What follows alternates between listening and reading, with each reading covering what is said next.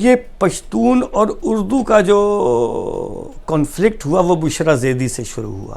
اگرچہ یہ پہلے بھی ایوب خان کے بیٹے نے اس کو ایکسپلائٹ کرنے کی کوشش کی تھی، لیکن اس وقت تو کراچی کے شہریوں نے دانش مندی کا ثبوت دیا تھا، اور اس وقت جو ہے وہ اس کی سازش کسی حد تک کامیاب ہو سکی تھی، پوری طرح کامیاب نہیں ہوئی تھی، لیکن ایک چنگاری دبی ہوئی تھی.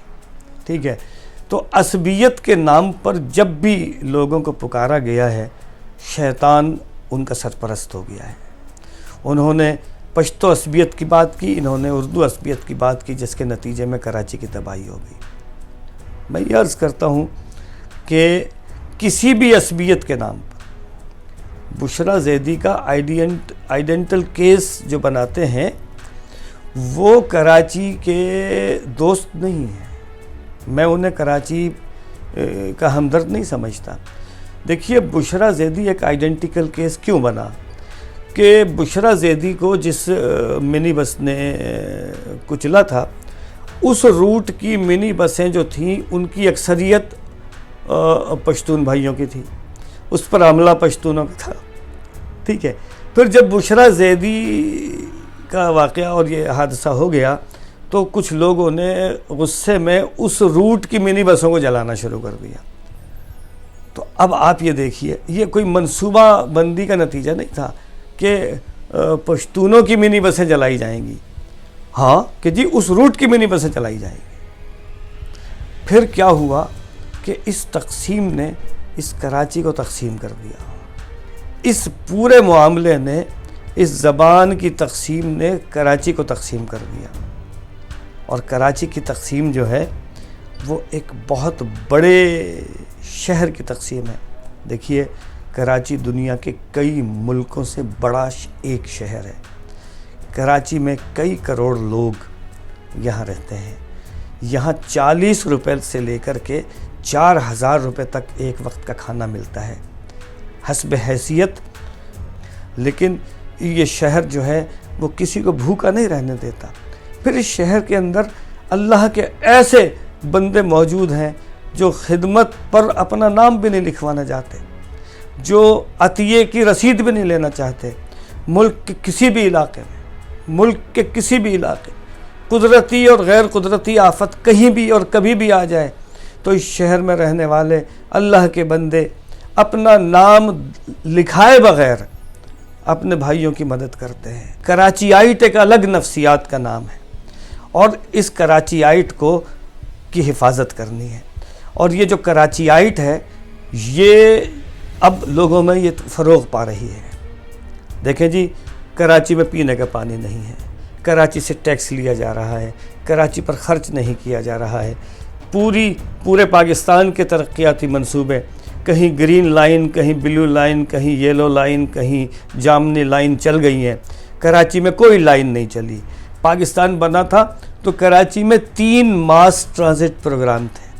ایک سرکولر ریلوے تھا، ایک بسوں کا سسٹم تھا، اور ایک ٹرام چلتی تھی.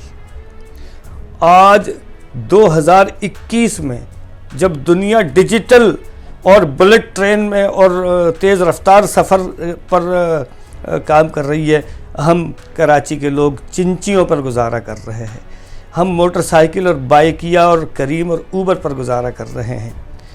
ہماری حکومت کو ہوش کے ناخن لینے چاہیے، صوبائی حکومت کو خاص طور پر اور وفاقی حکومت کو عام طور پر، اور ان حکومتوں کے سرپرستوں کو بہت ہی خاص طور پر ہوش کے ناخن لینے چاہیے کہ یہ کراچی اس ملک کی معاشی شہرگ ہے.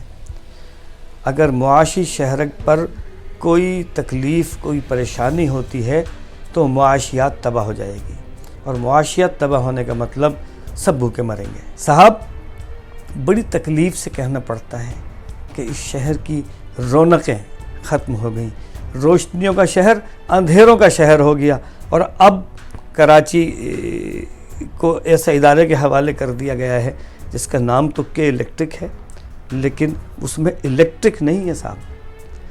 وہ ہر قسم کی سیاسی رہنماؤں کے صف اول کو شکار کرتے ہیں. مثال کے طور پر جب پیپلز پارٹی کی حکومت تھی تو انہوں نے براہ راست تعلق آصف علی زرداری سے قائم کیا ہوا تھا، کوئی کچھ کہہ ہی نہیں سکتا تھا۔ پھر جب مسلم لیگ کی حکومت آئی تو براہ راست انہوں نے میاں محمد نواز شریف اور اس کے جو حلقہ اثر کے لوگ تھے، میاں منشا اور یہ اور وہ، ان کو شکار کیا ہوا تھا۔ اور آج تحریک انصاف کی حکومت ہے تو فارن فنڈنگ کیس جو ہے، یعنی تحریک انصاف کے الیکشن فنڈ میں کے الیکٹرک کے لوگوں نے باقاعدہ پیسے دیے ہیں، اور لندن کی عدالت میں یہ بات ثابت ہے۔ تو صاحب یہ وہ لوگ ہیں جو کچھ بھی کر لیں، ان کا کچھ بھی نہیں ہو سکتا۔ کراچی کے شہری وہ کوئی بھی ہوں جو کراچی میں رہتا ہے، میں سمجھتا ہوں کہ وہ مظلوم ہے۔ کراچی کا رہنے والا اگر اپنے حق کے لیے نہیں بول سکے گا تو پھر میرا خیال ہے وہ کبھی بھی نہیں بول سکے گا۔ کراچی کے رہنے والوں پر یہ آج فرض ہے کہ کراچی کے حق کے لیے بولیں۔ ہمارے یہاں پرابلم یہ ہے کہ غلطی کی نشاندہی کرنے والے کو مخالف سمجھ لیا جاتا ہے، کوتاہی کی نشاندہی کرنے والے کو مخالف سمجھ لیا جاتا ہے، اور اسے سبق سکھانے کی بات کی جاتی ہے۔ ہم یہ سمجھتے ہیں کہ آزادی صحافت کا معاملہ اٹھا دیا گیا، اور بھائی یہ آزادی صحافت کا معاملہ نہیں تھا۔ دیکھیے، کسی فرد کی توہین کرنے کا مطلب آزادی صحافت نہیں ہے۔ میرا تعلق شعبہ صحافت سے ہے۔ اگر میں یہ سمجھتا ہوں کہ میں کسی کی توہین کر کے آزادی صحافت کا بول بالا کر رہا ہوں تو میں احمقوں کی جنت میں رہتا ہوں۔ بھائی آپ خبر دیجئے، سچی خبر دیجئے، تنقید کیجئے، تبصرہ کیجئے، تجزیہ کیجئے، کسی کی توہین مت کیجئے۔ کراچی کے حقوق کی بات کرنے کا مطلب اردو زبان کے حقوق کی بات نہیں ہے۔ ہاں، اردو پاکستان کی زبان ہے، اردو کی بھی بات ہونی چاہیے، کراچی کی بھی بات ہونی چاہیے۔ ہمارا بنیادی فوکس کراچی ہے۔ کراچی کی تباہی ہم سب اس کے اپنے اپنے دائرے میں حصے دار ہیں۔ کراچی کے طالب علم نے پڑھنا چھوڑ دیا، کراچی کے استاد نے پڑھانا چھوڑ دیا، کراچی کے ڈاکٹر نے علاج کرنا چھوڑ دیا، کراچی کے قانون نافذ کرنے والے نے قانون کا نفاذ چھوڑ دیا، کراچی کے چور نے چوری چھوڑ کے ڈاکہ شروع کر دیا، کراچی کے ڈاکو نے ڈاکہ چھوڑ کے چیٹنگ شروع کر دی۔ اللہ کی پناہ، کوئی دیکھنے والا نہیں۔ کراچی کی عدالت میں انصاف کے نام پر جو کچھ ہو رہا ہے آپ کے سامنے ہے۔ کراچی کا وکیل وکالت نہیں کر رہا، سیاست کر رہا ہے۔ سیاستدان سیاسی امور کے بجائے کچھ اور کر رہا ہے۔ دیکھیے، ہر آدمی جب اپنا کام کرے گا، ہر آدمی جب اپنا کام کرے گا تو سارے کام ٹھیک ہو جائیں گے۔ دیر لگے گی، لیکن ایسا کون ہے جو کراچی کے لوگوں کو اور پاکستان کے لوگوں کو ان کے کاموں کی طرف توجہ دلائے، ان سے کہے کہ بھائی یہ آپ کا کام ہے، یہ مت کیجیے، یہ کیجیے اور یہ مت کیجیے۔ ایسا کون ہے؟ کس کی بات سنیں گے؟ کوئی ایسا ہے؟ ہر آدمی اپنے مفادات کے تابع ہے، اپنے مفادات کا غلام ہو کر اپنی بات کر رہا ہے۔ سب میں کر رہے ہیں، کسی کے منہ سے ہم کا صیغہ سننے کو نہیں ملتا۔ جب تک ہم میں سے نہیں نکلیں گے اور ہم تک نہیں پہنچیں گے، جب تک کام ٹھیک ہونے والا نہیں ہے۔